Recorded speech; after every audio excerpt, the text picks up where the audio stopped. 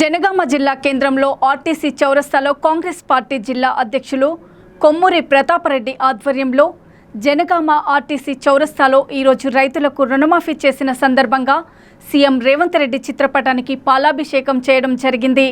అనంతరం కొమ్మూరు ప్రతాపరెడ్డి మాట్లాడుతూ గతంలో టీఆర్ఎస్ ప్రభుత్వం హామీలు ఇచ్చింది గాని ఎప్పుడూ అమలు చేయలేదని గుర్తు చేశారు.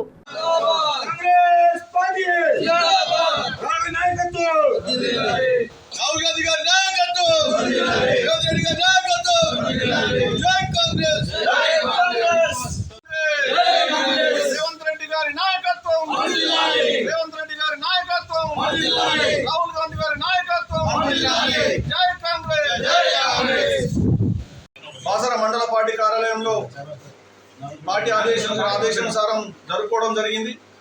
రేవంత్ రెడ్డి గారికి పాలాభిషేకం చేయడం జరిగింది. మరి ఏదైతే గత ఎలక్షన్లో బాసర సరస్వతి అమ్మవారి మీద ఒట్టేసి నిజామాబాద్ బహిరంగ సభలో రేవంత్ రెడ్డి గారు చెప్పడం జరిగింది, ఆగస్టు 15వ తారీఖు లోపల 2 లక్షల రుణమాఫీ చేసి తీరుతామని చెప్పడం జరిగింది. దానిలో భాగంగా ఈరోజు లక్ష లోపు రుణాలు ఉన్న రైతులందరికీ దాదాపు 7,000 కోట్లు ఈరోజు 2 గంటలకు వారి అకౌంట్లలో అమౌంట్ వేయడం జరిగింది. మరి ఏదైతే కాంగ్రెస్ పార్టీ గత ఎలక్షన్లో 6 గ్యారంటీలు ప్రజలకు ఇస్తామని చెప్పడం జరిగింది. దానిలో భాగంగా మొట్టమొదటిగా మహిళలకు ఉచిత బస్సు ప్రయాణము, 500కే సిలిండరు, 200 యూనిట్ల కరెంట్ ఫ్రీ ఆల్రెడీ ప్రజలు లబ్ధి పొందుతున్నారు. మిగతా ఏదైతే 2 గ్యారంటీలు ఉన్నాయో కొత్త రేషన్ కార్డులు కానీ ఇందిరమ్మ ఇండ్లు కానీ ఒక 15 రోజుల్లో ఆగస్టు 1వ తారీఖు నుంచి అవి కూడా స్టార్ట్ చేయడం జరుగుతుంది. ఒక్కొక్క తాలూకాకు 3,500 ఇందిరమ్మ ఇండ్లు 5 లక్షల చొప్పున ఇవ్వడం జరుగుతున్నది. కాంగ్రెస్ పార్టీ ఏదైతే చెప్పిందో మాట తప్పము మడమ తిప్పము అని చెప్పడం జరుగుతున్నది. కాబట్టి గత రాజశేఖర్ రెడ్డి ఒకేసారి 2 లక్షల రుణమాఫీ చేస్తే మరి ఈరోజు రేవంత్ రెడ్డి చేయడం జరిగింది. గత 10 ఏళ్లలో కేసీఆర్ చెప్పిన ₹1,00,000 రుణమాఫీ సగం మందికి రుణమాఫీ అయింది, సగం మందికి రుణమాఫీ కాలేదు. ఈరోజు దాదాపు 7 లక్షల అప్పు రాష్ట్రంపై గుదిబండగా ఉన్నా కూడా మరి ఇంత పెద్ద నిర్ణయం ఒకటేసారి 31,000 కోట్లు దాదాపు 36 లక్షల మంది అకౌంట్లో 2 లక్షలు వేయడం అంటే ఎంత పెద్ద గొప్ప నిర్ణయం. రైతులు ఈరోజు ఎంతో ఆనందంగా ఉన్నారు.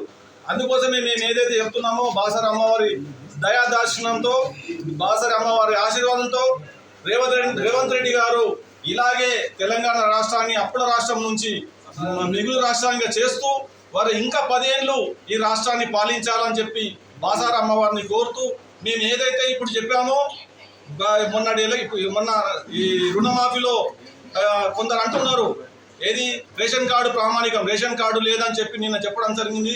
మళ్ళీ అలాగే ఐటీ రిటర్న్స్ అని చెప్పినాం, ఐటీ రిటర్న్స్ కూడా లేదు.